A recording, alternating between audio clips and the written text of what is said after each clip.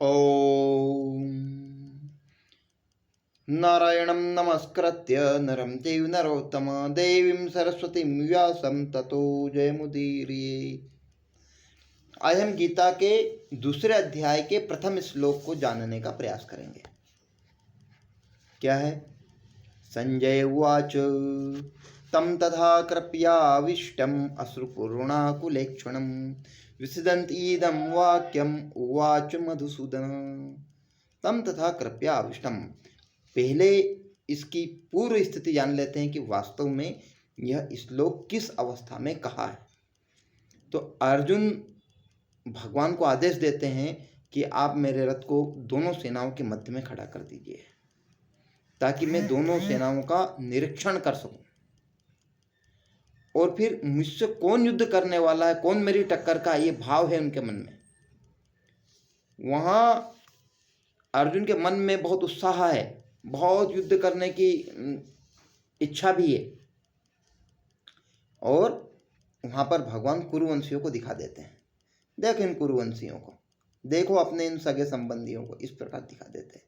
अब कुटुंबी जनों को देख करके अर्जुन मोहग्रस्त हो जाते हैं। अपने पितामह को, अपने दादाओं को, अपने पुत्रों को, अपने भाइयों को देख करके मोहग्रस्त हो जाते हैं और गांडी उनके हाथ से छूट रहा है। उस अवस्था में यह श्लोक कह रहे हैं। यह श्लोक वास्तव में संजय ने कहा है।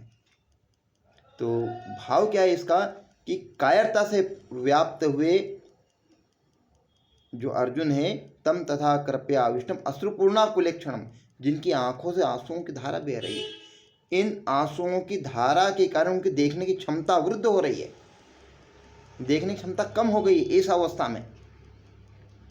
इस प्रकार की अर्जुन की अवस्था है। तो अर्जुन कायरता को व्याप्त हो गए हैं और वे रो रहे हैं। आंसुओं के कारण देखने की क्षमता कम हो गई है।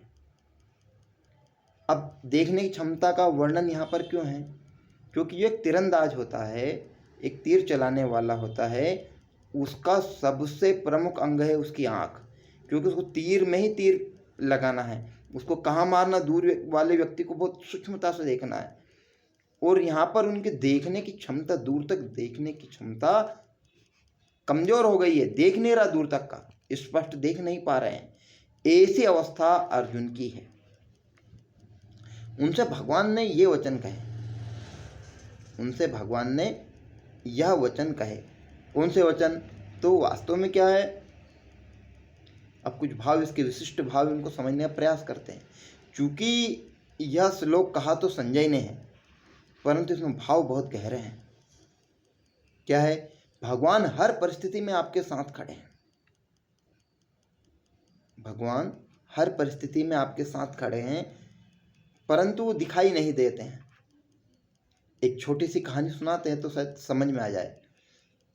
एक बार एक भक्त था। भक्त ने भगवान की बहुत तपस्या करी, बहुत भक्ति करी, और भक्ति करने के बाद में भगवान से बोले प्रभु, मैं जब भी आपत्ति में रहूं, विपत्ति में रहूं, तब आप हमेशा मेरे साथ रहना। भगवान ने बोला ठीक है, मैं तो वैसे भी तुम्हारे साथ ही रहता हूं। तो बोले मुझे पता कैसे लगेगा? बोले तुम पीछे मुड़कर देख लेना कि यदि तुम्हें दो चरण चिन्ह दिखे तो समझ लेना कि एक तुम्हारे हैं और एक मेरे हैं। भक्त संतुष्ट हो जाता है और चला जाता है। एक बार उसके बहुत समस्याग्रस्त रहता है, पीछे मुड़कर देखता है वो, तो उसको एक ही चरण कमल दिखते हैं, एक ही पैर के निशान दिखते हैं। वो पुनः तपस्या करता है और भगवान को बोलता है, बोले प्रभु आपने बोला था कि जब भी मैं समस्या में रहूँगा तो भी मैं तुम्हारे साथ रहूँगा, और दो चरण कमल दिखेंगे, एक मेरे और एक आपके। परंतु मैं जब समस्या में था तब तो मैंने देखा केवल एक ही पैर के चिन्ह दिख रहे थे। तो भगवान उसको समझाते हैं, बोले वो जो चरण चिन्ह तू देख रहा था वो मेरे ही थे, क्योंकि मैंने तुझे गोद में उठा लिया था। तो भगवान हमेशा आपके साथ खड़े हैं। यहाँ पर भी साक्षात अवतार लेकर अर्जुन के साथ ही खड़े हैं। अर्जुन रो रहे हैं, अर्जुन ने धनुष त्याग दिया है, उनको स्पष्ट दिखा दिया है। अब भगवान की कुछ विशेषता यहाँ पर परिलक्षित हो रही है। क्या है? पहले अर्जुन की विशेषता देख लेते हैं कि अर्जुन की अवस्था इस श्लोक में कैसी है। अर्जुन का जन्मजात एक गुण है, न दैन्यम न पलायनम, पलायन कभी भी नहीं करना। ये अर्जुन का जन्मजात गुण है, परंतु वो पलायन की ओर अग्रसर हो रहा है। वास्तव में क्या है कि परिस्थिति ऐसी ऐसी आ जाती है कि व्यक्ति पलायन करने पर मजबूर हो जाता है। तो भगवान परिस्थिति नहीं बदलते, भगवान भक्त को उससे टकराने का, साहस से लड़ने की हिम्मत देते हैं। भगवान पहले भड़का देते हैं आग, और फिर क्योंकि उनका है पश्चिताम कुरुन इति, देख इन कुरुवंशियों को देख, तो कुरुवंशियों को दिखा दिया और अब इलाज कर रहे हैं।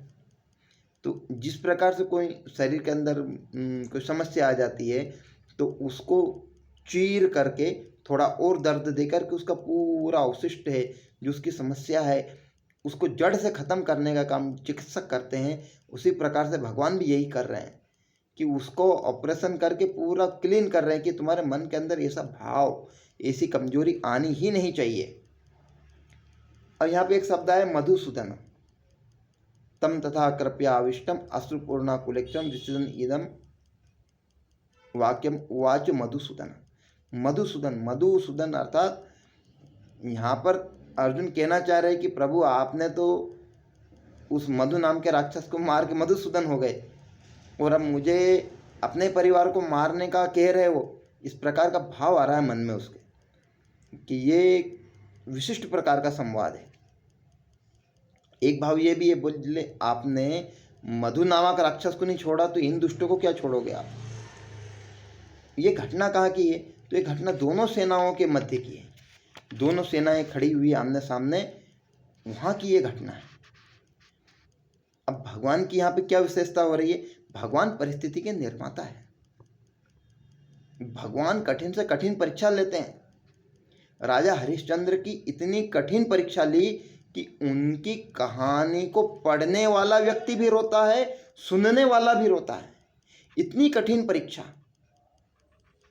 एक जयद्रथ की एक कहानी आती है। जयद्रथ को वरदान मिला हुआ था कि उसकी गर्दन को जो भी काटेगा उसके सहस्त्र टुकड़ा हो जाएंगे, और उसकी रक्षा के लिए पूरी कौरव सेना लग गई। द्रोणाचार्य, कर्ण सबको लगा दिया, पर क्या उसको बचा पाए? क्यों? क्योंकि भगवान परिस्थिति के निर्माता है। भगवान ने संपूर्ण जीवन काल में असंभव से जो अत्यंत असंभव कार्य थे उनको संभव करके बतलाया है। तो ये सब परिस्थितियां ये मनुष्य जनित या ऐसा नहीं होता, ये सब भगवान के द्वारा निर्मित, उनकी कल्पना मात्र से निर्मित होने वाली परिस्थितियां हैं। असंभव को संभव करने वाले हैं। कौरव जो इतनी बड़ी शक्ति, उस समय की संसार की सबसे बड़ी महाशक्ति थे कौरव। चारों दिशाओं से टैक्स लाते थे, परंतु क्या वो बच पाए? भगवान घमंड को दूर कर देने वाले हैं। यदि आपके अंदर इस प्रकार का घमंड हो कि मैंने कभी मांगा ही नहीं, तो आपको मांगने पर मजबूर कर देंगे। मांगना ही पड़ेगा, आपका घमंड चलेगा नहीं। ये भगवान का शाश्वत गुण है। अर्जुन दुश्मनों को तपा देने वाला है, रुला देने वाला है, परंतु यहां पर भगवान ने उसको रुला दिया। ऐसी परिस्थिति निर्मित हो गई, ऐसी घमंड को चूर चूर कर देने वाले हैं। भगवान धर्म है, धर्म पक्ष में खड़े हैं, हमेशा धर्म पक्ष में ही रहते हैं, परंतु धर्म पक्ष वालों की परीक्षा बहुत तगड़ी लेते हैं। स्पष्टवादी, सत्यवादी भगवान। भगवान बोल देते इन धृतराष्ट्र पक्ष वालों को मार देख, पर नहीं, उन्होंने बोला कुरुन, इन दोनों पक्षों को वालों को देख ले। स्पष्टता है, कोई ऐसी लिपड़ी चुपड़ी बात नहीं है उसमें, कोई किसी प्रकार कोई समझौता नहीं है, किसी प्रकार का छिपाव नहीं कर रहे हैं वो। अब जब स्पष्ट बता दिया है और अर्जुन धनुर्धारी है, उनको धनुष हाथ में से छूट रहा है, सबसे प्रिय धनुष हाथ में से छूट रहा है। इस प्रकार की स्थिति है। इस प्रकार की स्थिति संजय किसे बता रहे हैं? धृतराष्ट्र को बता रहे हैं। बोल इस प्रकार की स्थिति में भगवान ने क्या कहा, ये आगे के श्लोक में आएगा। जय श्री राम।